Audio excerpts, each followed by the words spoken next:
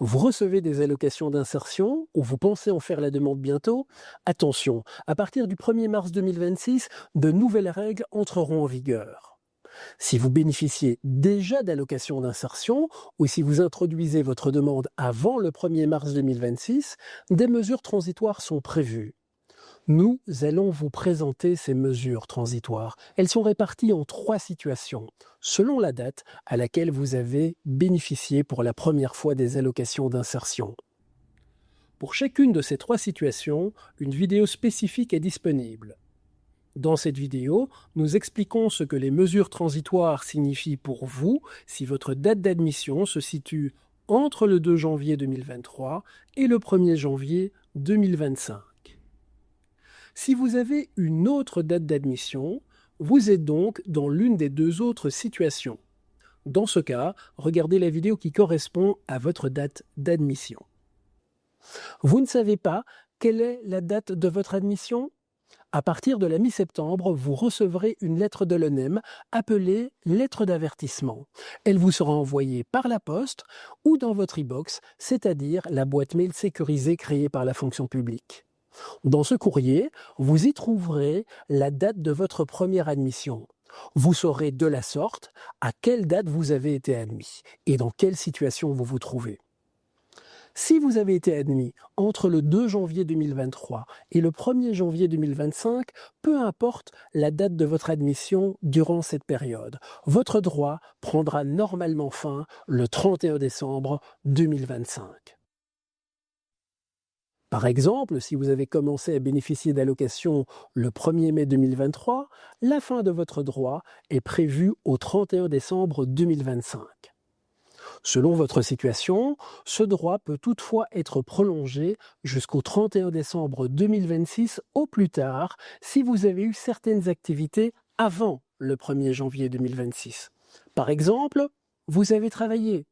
Vous avez suivi des études à temps plein, vous bénéficiez d'allocations d'interruption, ou vous bénéficiez d'indemnités de maternité, ou encore vous vivez avec un militaire belge à l'étranger. Prenons un exemple. Vous avez commencé à bénéficier des allocations le 1er mai 2023 et vous avez travaillé 3 mois entre septembre 2023 et décembre 2023. Votre droit est alors prolongé de ces 3 mois. Il passe donc du 31 décembre 2025 au 31 mars 2026. Autre exemple, vous avez commencé à recevoir les allocations le 1er août 2023 et vous avez travaillé comme indépendant entre octobre 2023 et juin 2025, c'est-à-dire pendant 21 mois. Votre droit est alors prolongé de ces 21 mois, mais au plus tard jusqu'au 31 décembre 2026. En résumé, peu importe la date de première admission entre le 2 janvier 2023 et le 1er janvier 2025, car vous avez droit aux allocations jusqu'au 31 décembre 2025. Selon votre activité passée, vous pouvez prolonger vos droits, mais pas au-delà de la limite du 31 décembre 2026. Il existe aussi des cas particuliers qui peuvent élargir la durée de vos allocations d'insertion au-delà des limites habituelles. Premièrement, vous suivez une formation avec une dispense. Cette dispense est délivrée par votre service régional de l'emploi, c'est-à-dire le Forum en Wallonie, Actiris à Bruxelles, le VDAB en Flandre et l'ADG en région germanophone. Si cette formation commence avant le 1er janvier 2026 et qu'elle vous prépare à un métier en pénurie, vous pourrez garder vos allocations jusqu'à la fin de la formation, mais au plus tard jusqu'au 30 juin 2030. En revanche, si la formation a commencé après le 31 décembre 2025 ou qu'elle ne prépare pas à un métier en pénurie, vous pourrez garder vos allocations jusqu'à la fin de la formation, mais au plus tard jusqu'à la date limite du 31 décembre 2026.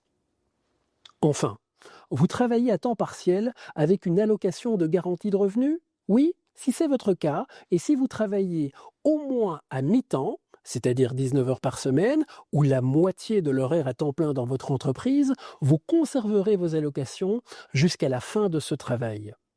En revanche, si vous travaillez moins d'un mi-temps, vous conserverez vos allocations jusqu'à la fin de ce travail, mais pas au-delà de la limite fixée le 31 décembre 2026. Vous souhaitez plus d'informations sur votre situation personnelle? Prenez contact avec votre organisme de paiement, c'est-à-dire, dans votre cas, la CAPAC ou le syndicat. Si vous souhaitez en savoir plus sur les conditions spécifiques, vous pouvez consulter les feuilles info disponibles sur notre site internet www.onem.be.